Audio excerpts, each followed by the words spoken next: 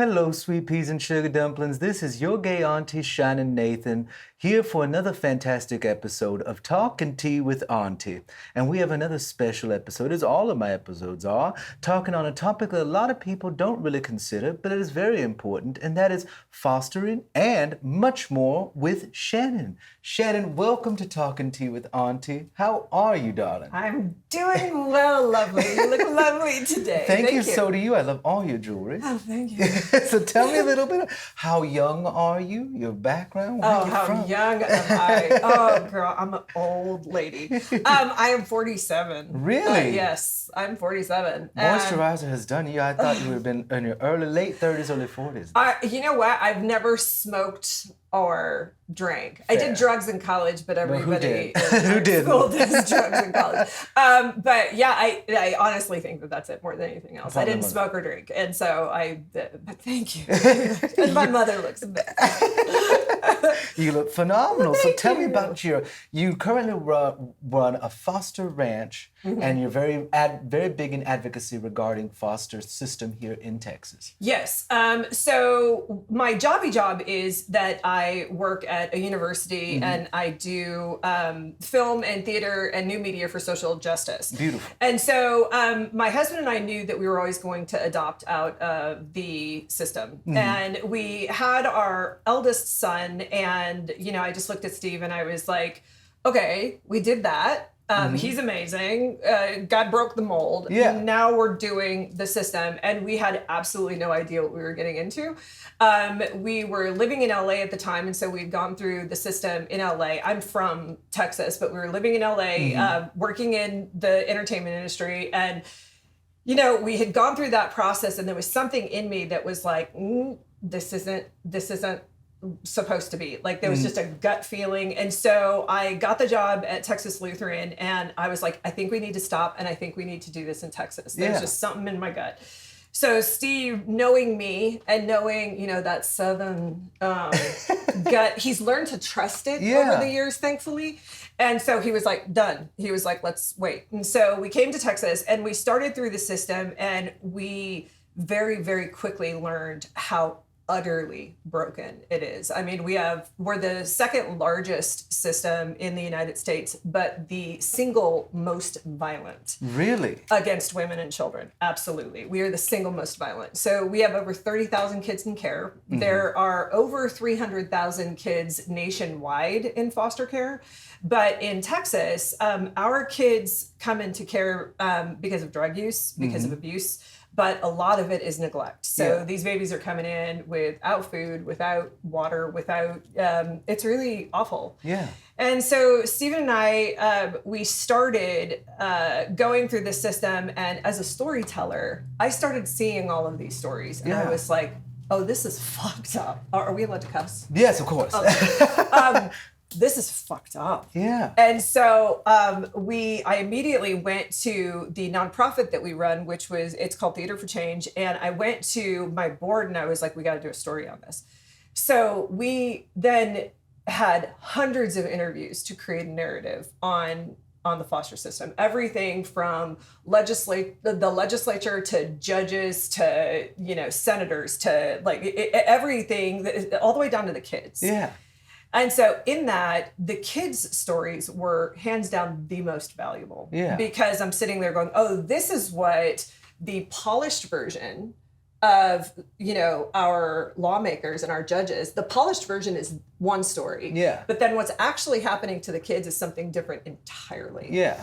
And so in the middle of all of that, we started the process to adopt the kids that I have now. And I didn't realize that being vocal on things that were obvious, like one of the things that I went to court over was they were still allowing children who had been sexually abused and physically abused to have forced visits with their abusers, because family court and criminal court are two different things. And so they weren't talking to one another. And so a judge in criminal court was saying, okay, there's a restraining order. You cannot let that child who's been abused spend alone time with somebody who sexually abused them. Yeah. And so I went to court and I was like, okay, these two people have to talk to each other. Yeah. And so they looked at that and they were like, yeah, you're right. Well, CPS came after me. Really? Oh, yeah. Yeah. Yep. I mean, try to protect their own fuck up. It was terrifying Oh my because God. it was awful. It was the worst 6 or 7 months of my life. And how many little ones have you adopted so far? We've adopted 2. Okay. And so when one of my children, and I don't want to give gender because that's their story Of to course, tell that's fine. eventually, but one of my children was 2.5, and DFPS came to me and said, okay, this kid is uber violent, nonverbal, hellion. And I was like, okay. And they came to my house and they weren't that at all. And they were going to put him on lithium. Oh, God. At 2.5. And so I went to the judge and I was like, okay, I teach university, just give me the summer. Yeah. And they were like, okay, but if you fuck this up, we're taking away the other one. Oh, my God. And so I was like, okay. But in my gut, I'm sitting there going, fuck you, putting a 2.5-year-old on lithium. That's like going from 0 to 1,000 with nothing in between. Yeah. And at the time, our oh so amazing governor, who's in a wheelchair, decided to take away disability services. Oh my God. And he doesn't need to use disability services. of course so why not. would he And care? so what went from children who were in the system who were on medication, psychotropic medication, which by the way has not been tested. No. In the way that it should on these children. Especially at that age where their brain isn't developed as much. Just guinea pigs. Yeah. There were, at the time, there used to be therapy appointments in between the pill appointments. Well, they took away all the therapy appointments. And I was like, this is not okay. Yeah. Long story short, my child did not need to go on lithium. Yeah. They were not nonverbal. They were terrified. They had not had, a consistent routine with food, with water, with safety. All of a sudden, this kid is smarter and speaking better. And yes, they have problems. Yeah. Yes, there are things that are going to be lifelong that we battle. However, they didn't need lithium. Yeah. And it was really funny because at the time we were living in suburbia. And my dad, who has been on a farm forever, he looked at me and he was like, Shannan, you keep trying to pad life for this kid. And he walked out there and he had throat cancer because of course he smoked his whole life. He did organic farming before it was cool. It was just poor. We were just poor. Like trailer living. And he walked out there and all 3 of my kids were there and he walks out with like big tools and shovels. And I was like, Dad, what are you doing with all of that? And he was like, honey, sometimes kids just need to dig in the dirt. And I was like, yes, but the therapists and the yada, yada, yada. And so my kids did just that because I didn't have a choice because I was being judged for being too fancy with the kids.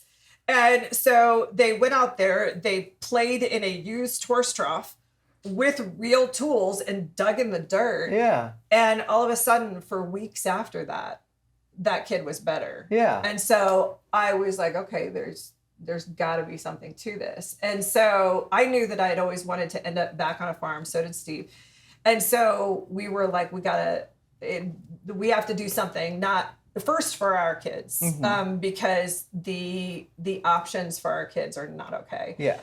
One of my kids has really bad food allergies. That wasn't really nice at the time either. And so we were like, okay, we got to do something better. And so rather than going to people who keep just sticking pills in these kids' face, and I'm not against drugs. I think sometimes folks need medication. Yeah. But when you're talking about a developing brain, that should not be default. It's still developing. You need to let it develop before you decide to start or in certain instances, of course. Yes. Some kids are going to need some type of help. And I've met them. Absolutely. Absolutely. And we've been doing this now for 11, 12 years. And we absolutely have met kids who adults have broken. Yeah. Who need medication. Yeah. It's never, this kid just, came to this planet broken. Yeah, no. That's not what's happening.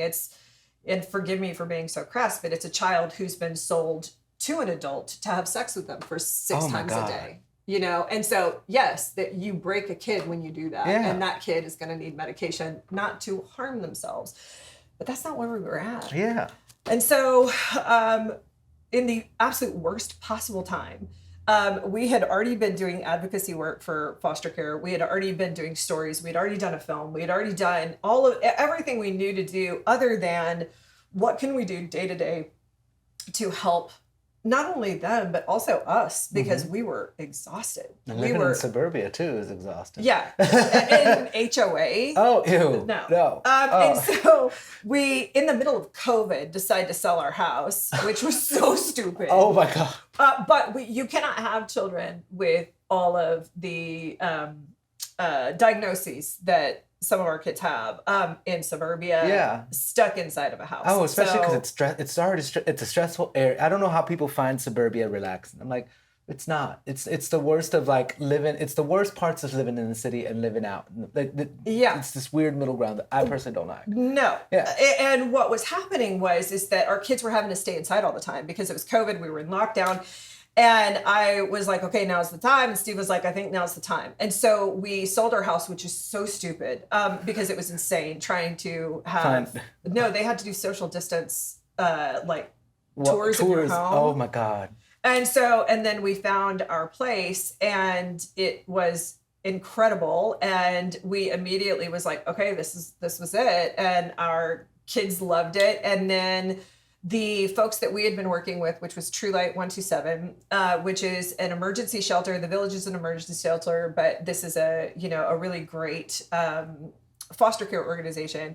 We are about a mile or two away from them. And so we started partnering with them on big events like Thanksgiving or, whatever. And we started having them come over and just be kids. Yeah. Sometimes they just need to dig in the dirt. Yeah, be a kid. Let out the energy, have fun. Right. Yeah, and play. Yes. And so we started doing that, and we saw that it's successful. We saw that, sometimes kids they need to go beyond being a number because when they are institutionalized or in the system, they're a number. Yeah. They need to be treated like kids. They don't need to be going, oh God, that kid has PTSD. He's been sexually abused. They're traumatized, and have all of these labels attached to them rather than just their name. Yeah. It's amazing how teachers and advocates and everybody look at a kid as their diagnosis before they just say, hey, you know what, that's a 8-year-old kid at the end of the day. And so that's what we've done. And so our entire goal when the kids come out to our farm is that they learn things, but for them just to have fun and be free and run. Yeah. And they do. And every year that we have had the kids come out on a holiday, we haven't had the police called. We haven't had kids going into 5150s because holidays suck for these kids. And because they still miss their bio family. Yeah. And so that's where it started. And then COVID happened, and there was a huge, and stop me at any time if I'm chatting too much. Go ahead. And then all of my students at school were having a hard time. And so I was like, okay, well, we're going to have to do art online. What's the stupid TikTok thing? Yeah, I know. And none of them wanted to post. Yeah. And so I was like, fuck it, I'll post. And so I was just going to do farm content until stuff started happening with a federal lawsuit against Governor Abbott called MD versus Abbott, which is a human rights organization who has actually sued the state of Texas.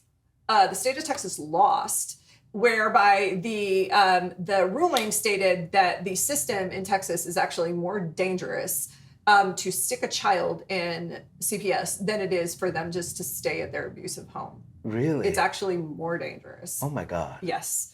And so for years, there's this amazing woman named Judge Janice Jack, who was appointed by Clinton, who has kept an eye, and I'm talking a sharp eye, on the foster care system in Texas. And she's one of those Southern women who gives zero fucks about like making it all known. Yeah. And she brings the ugly things into light.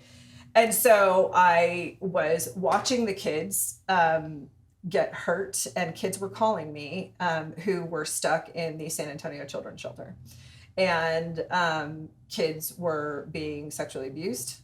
kids were getting trafficked. There was one kid, I think, who at the time got hit by a car. I had staff members contacting me going, what can we do?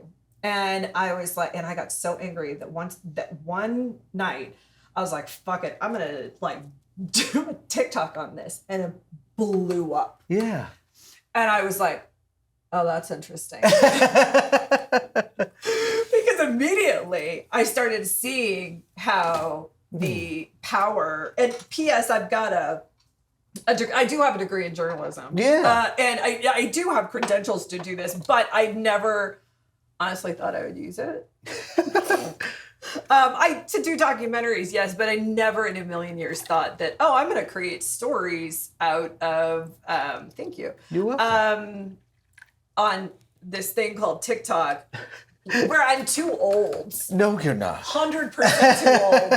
I don't know how to do those, amazing dances. And I just was like, fuck it, I'm going to do it. And I started doing it, and all of a sudden it blew up. And then I was like, okay, so people do want to understand the truth. And it got really crazy.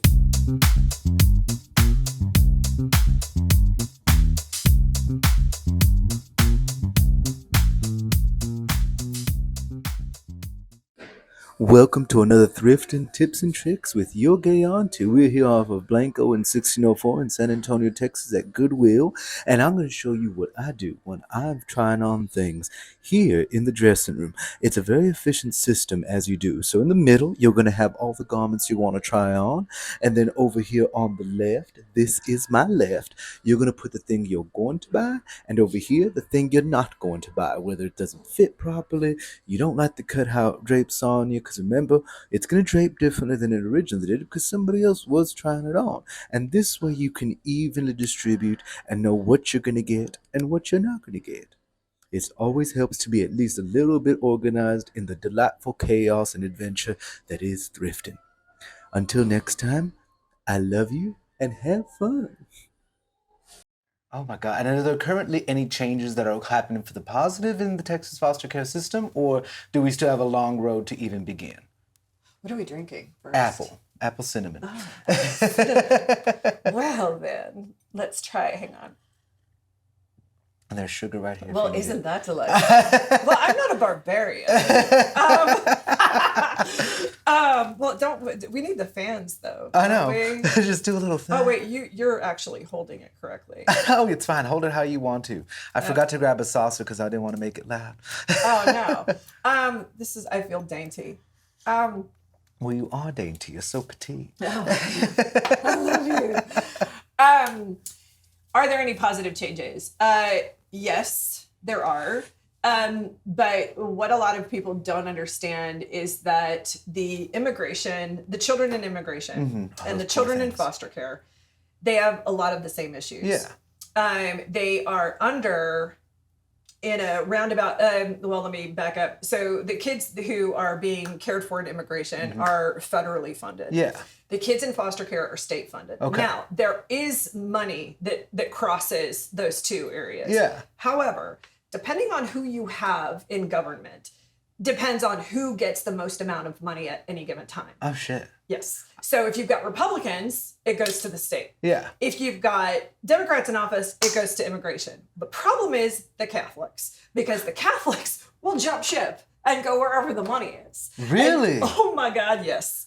Because you're talking about... And those primarily have the facilities. They have the facilities, they've got... And hang on, we need help for all of the kids. But what happens is that there's this flip-flop. And it's not a consistency. And it's not consistent, unfortunately, because what should be happening is that it all should be funded. Yeah. We have enough money in the state of Texas. Oh, God. To fund it all. But we keep doing billion-dollar other things.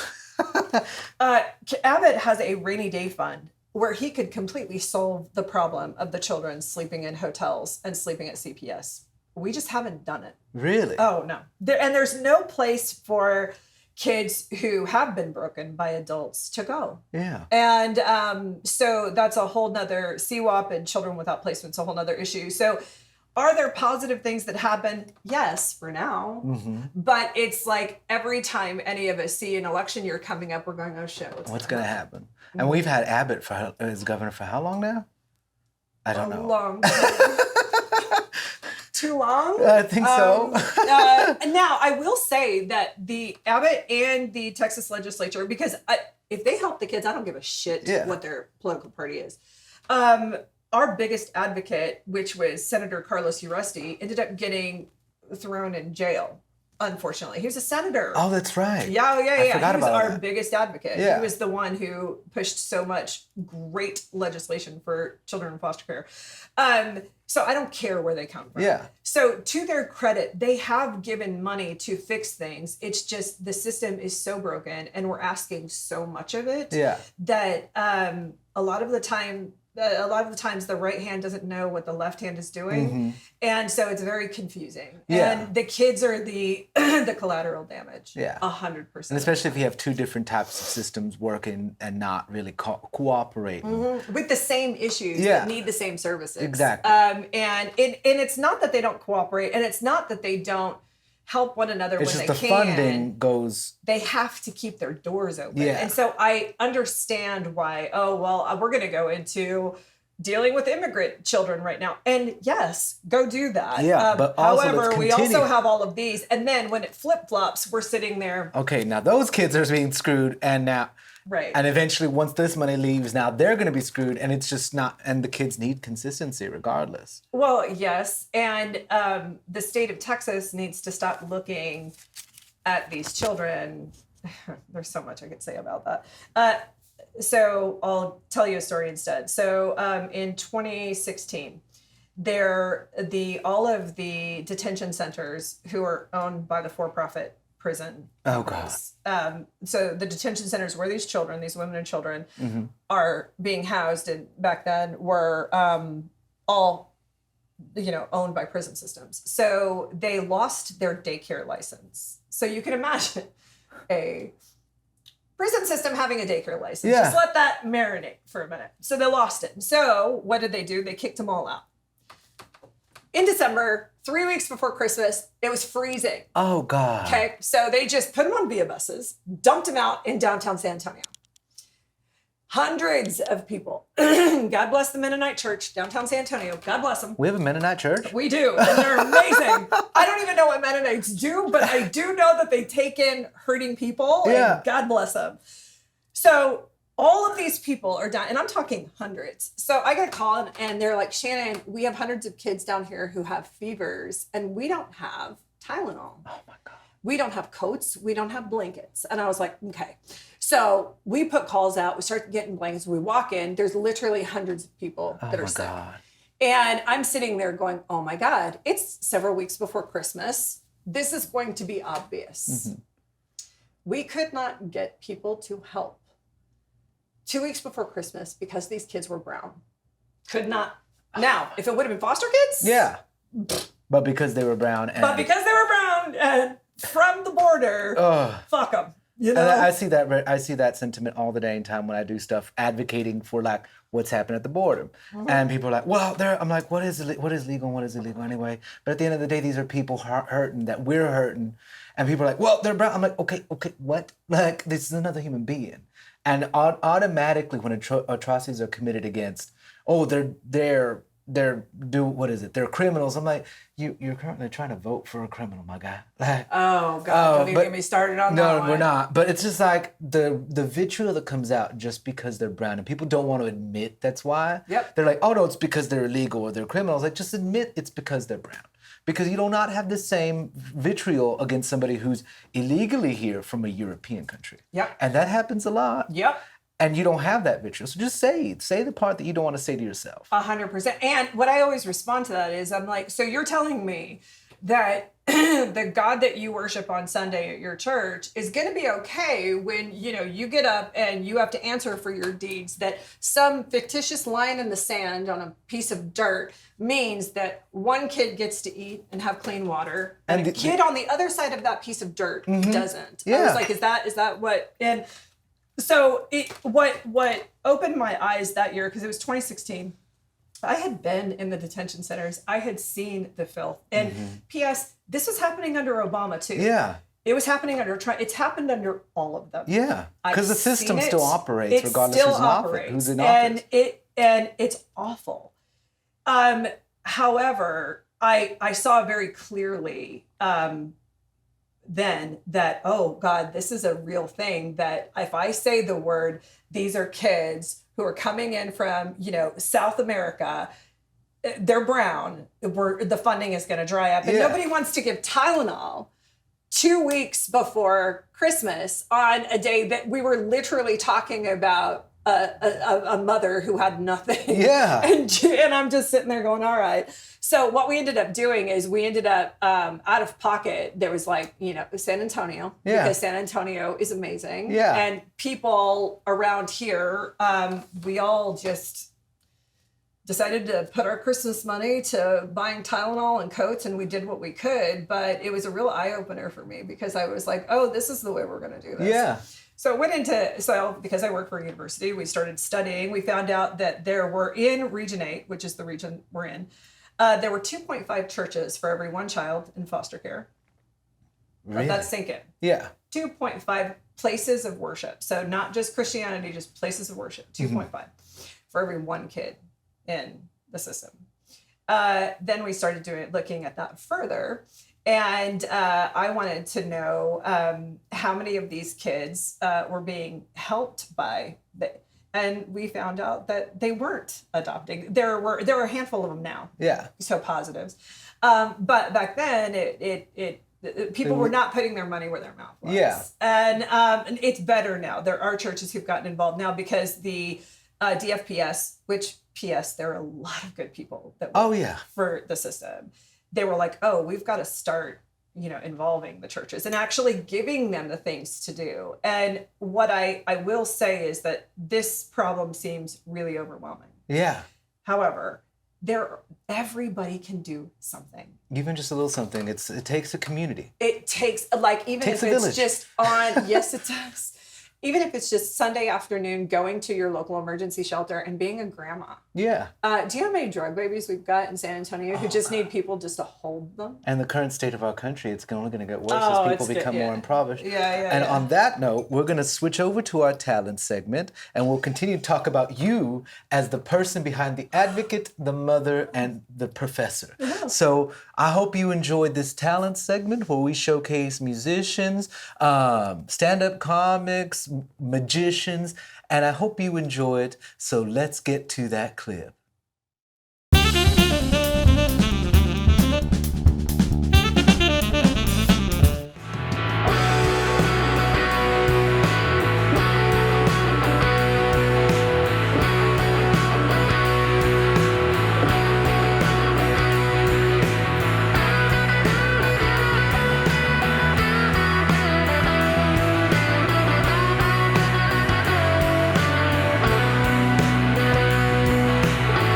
Told me I was lazy, called me crazy, said this wasn't worth a thing. Kicked me out then, and turned around and begged me not to leave. Might as well get high, leaving you behind. All the ways you couldn't make up your mind,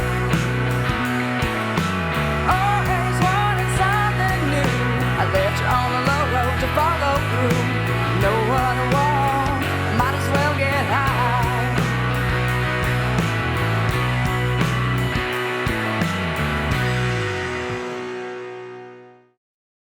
I hope you enjoyed that talent segment. So we have been talking with Shannan, who has talked about her advocacy work in the foster system and much more deeper than that here in Texas. So now we're going to see past the mother, the advocate for the foster system, and the professor to what makes her up. What are your hobbies? What has your journey been? You said you were born and raised in Texas and wound up in California. So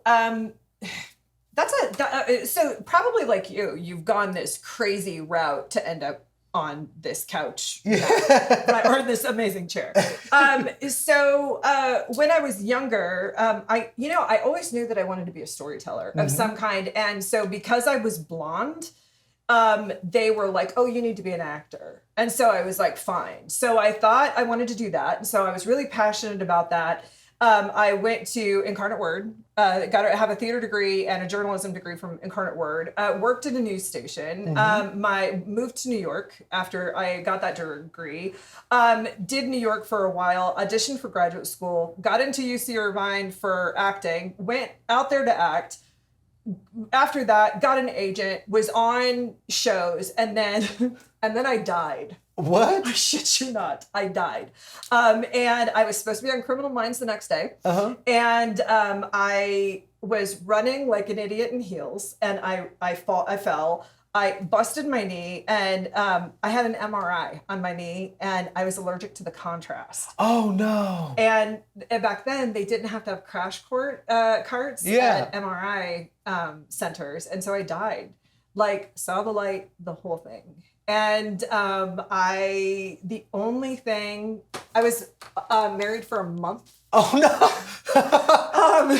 And I had already lost my brother, and when they were bringing me back, I coded. I saw the light, the whole thing.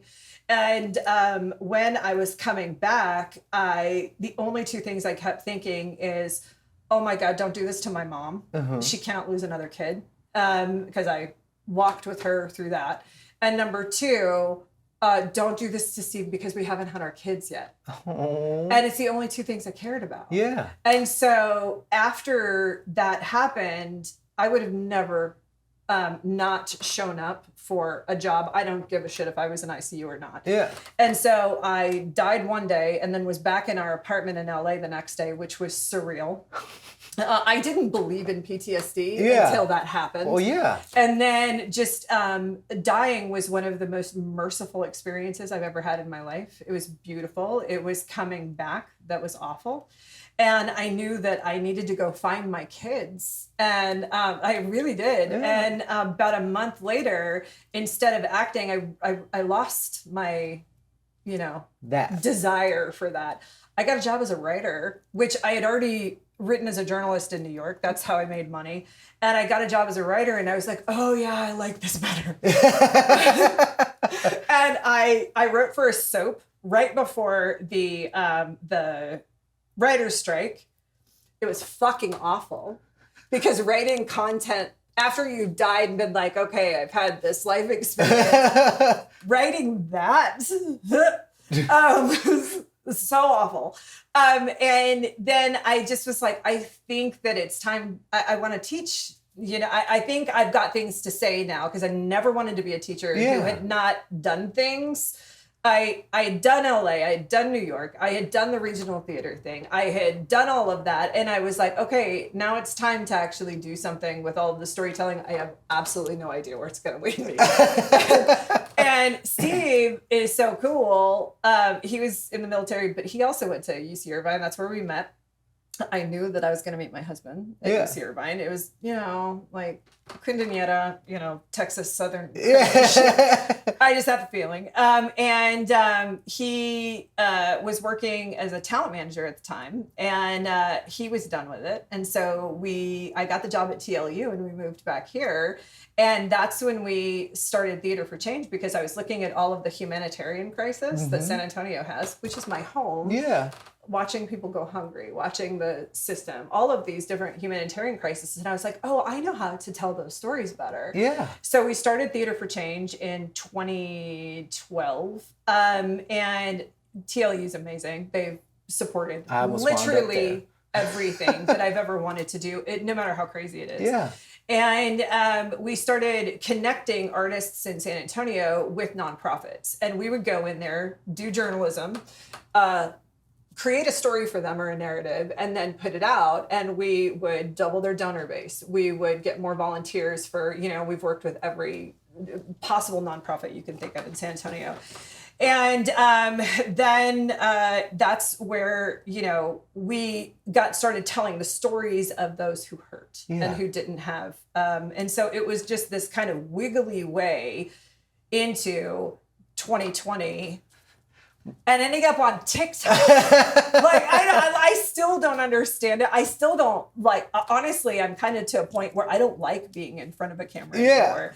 I'd rather be behind it. I like directing. I like writing. But for whatever reason, I'm a God person. I don't know if you're a God person, but I'm a God person, and I'm like, really? This is what you want me to do? Like, I wanted to do that 10 years ago, and now when I'm like, I don't really want to do it. It's like, no, but you have to. Well, and for whatever reason, the videos where I had my dumb face on it actually went somewhere. Whereas if I tried to do videos with just the content that I was trying to say, the voiceover or whatever, it went nowhere. Yeah. And so I'm like, really? We got to have my dumb face on it? Well, you did go into acting for a reason. I know, but I just never thought I would end up where I'm at. And so as far as hobbies are concerned, it's like, I don't know if you're this way, but every time I feel like, oh, I'm relaxing, I feel like I can't because there's too much to do. And so I would say if I could have a hobby, it would be to take a fucking nap. I mean, that's fair. I honestly, that's why I do video games, because I'll just it's the one thing where I can just zone out, and because it requires your focus. Yes. So in that moment, I'm not thinking about anything else other than don't die, don't die, don't die, don't die, don't die, don't die, don't die, don't die. And so and that's not stressful. It's not. Like there are especially like Helldivers, because it's intentionally making fun of itself, and so even if you die, it's like you kind of laugh at it because, oh yeah, this big bug just killed me, but I'm flying across the freaking map. Right. And so even if like they intentionally do not turn on, they keep the friendly fire on, so you can die by somebody else shooting you. But but for some reason it's hilarious, and you wind up the way they've made this game, where you just wind up laughing at it. So that's what you do for your mental health. Yeah. My garden and growing food, which is why I bring food to literally because I'm like, because it takes so much to grow it, and now that I know like what's going into my food, I feel good about giving it to people I love. And so I think that if I had a hobby, it'd be growing food and having 78 rescue animals. Oh my God. Because as soon as people know that you've got Don't you dare. Don't you start eating that. But it's yummy. Once people know you've got land, all the broken animals come. And I've met a few of them. I miss that little chicken. Oh, I know you have. And I loved you. I know. I was like, they were like, who is that bright thing? Hey. And she's just my little chunky cat. So you have the rescue animals, the gardening, which is a beautiful garden. I remember I got that big ass zucchini. Yeah. That was so phallic. It was so phallic, as a zucchini wants to do. And so what else do you do for your men? Because this is very taxing. Everything you do, even with not just being a mom, which mom is taxing in and of its own, but doing the advocacy for such a high emotion, and in a lot of instances, high, not risk, but high priority thing. What else do you do to kind of just... I really love my kids and I like hanging out with them. They're cool people. And I think when I am most happy is when we're sitting around doing nothing. And I think that's probably the thing that calms me the most, is when everybody's fed, they're well taken care of, and we're just sitting there doing something really boring. And I would love to say that it's like some like magic, elixir. It's not. It's just literally us sitting there. One of my favorite things on the planet is, ever since my oldest was little, every time there was a rainstorm, we would sit on a hammock together and just sing Blackbird, which is the silliest thing on the planet. And but those are my most calm moments, is when everything is just okay. And I know that there's a ton to do still, and I know, but it's just, there's nothing that can be done in those moments. And so I think that as far as rest is concerned, as I get older, and I think you're Gen X, aren't you? I'm millennial. But it's the same. Kind of, because I was born in a much smaller town, and my mother was a boomer, and 51. Right. 1951. Oh, right. So there is crossover in a way, because I am about to be 36, but then I was raised in a small town, so though anything that is trickles down there slowly in terms of movements, in terms of technology, in terms Right. of trends. So there is this kind of, some ways I'm very much am a millennial. There are some Gen X tendencies, but Well, that idea that if you slow down, somehow you're not working. Oh, you enough, know, or you're 100%. not, and I think that I have to fight against and that. I have to fight against that too. Yeah. And that's something I'm trying to learn how to be, because of course I guess I'm an influencer now, but one of the biggest things I've had is finding the moment to be like, okay, I can sleep till 11. Yes. I can sleep till noon. I can take this leisurely path, but it's like, no, I need to go to the gym. I need to do this. I need to make that content. I need to do that. And is there an expectation, or do you feel the weight of the expectation that others have of you because they only have this one sliver of you? Yeah. And they think that they know who you are. Yeah, And like, and there is that expectation. Right. And then especially because I'm trying now, especially with this, I'm trying to break out of just being in social media. And so it's like, I want to break out of this because there is a certain instability, and I'm not somebody that, I grew up kind of stable but unstable. Yep. And so I see these influencers that I get up at like whatever, and they live such a leisurely lifestyle, posting minimal content. I'm like, no, I don't do sponsors often. So giving the content to my Patreon, I don't believe in getting something for nothing. Right. And so it's like, even though people are like, no, I'm like, no. Yeah. And so, I know we're wrapping to the end of this. What is advice of the years of experience you've had, having gone to New York, LA? What is advice you would give to somebody just in general out into the world? So there are two. Number one, I think to learn as early as you can that you're enough. That it doesn't matter about the job or the opportunity, that you don't have to change who you are in your soul for anybody, and that you're enough to contribute to the beauty of this world. And number two, when I was living in LA, I had lunch with a woman who was celebrating her 100 and some odd birthday, and she was alone. And so I was managing a restaurant at the time, and I said, "Hey, can I sit with you?" And she was like, "Yes." And I said, "Okay, so what's the secret?" And she looked at me and she said, "You have to let things pass through you." She said, "I'm not saying ignore them. I'm saying that if you lose someone, if something happens in your life, you have to, if it's going to break your heart, let it break your heart. And then feel all of those feelings and then let it pass through you." And ever since then, I think that that's probably the wisest advice I've ever gotten, is just to don't lie about what is actually happening to you. If it's happening, feel all the feelings there are to have. Don't let somebody say, "Oh, well, you shouldn't feel that way." No. Well, you shouldn't feel, allow yourself to feel all of that. Yeah. Feel it, deal with it, go to therapy if you need to, Yeah. and let it pass through you so you can then move on. Don't let things get stuck. Don't try to keep the stiff upper lip just for the sake of keeping the stiff upper lip. Yes, and don't let it get stuck inside of you, because I really truly believe that that's what causes disease. I really do, is letting things get stuck it's inside because of your you. mental health and your stress does manifest in your body. They've already shown that. And so if you're letting, especially people nowadays, if you like heartbreak, you just kind of, you don't let yourself feel, regardless of what kind of heartbreak, the loss of a loved one to death, or the loss of a lover to whatever. Right. And it's like people don't, culturally, we've not allowed ourselves to say we can feel. Yes. And you always have to be okay. You always have to be fine. When you're not always going to be fine. Well, and feelings are not necessarily a diagnosis. No. That drives me nuts, because sometimes you have really big feelings. That does not mean that you have manic depression. No, Or, it's you know what I just mean? you It's have just these you big having feelings. big feelings. And we are human. We have big feelings. Yes. And the problem is sometimes we ignore those big feelings. That's right. And That's those right. big feelings eventually, and I think that has actually been psychological, like those big feelings that you ignore eventually become something else down the road. Yep, that's right. And you bleed on other people. Yeah. And don't bleed on other people. Exactly. Yeah.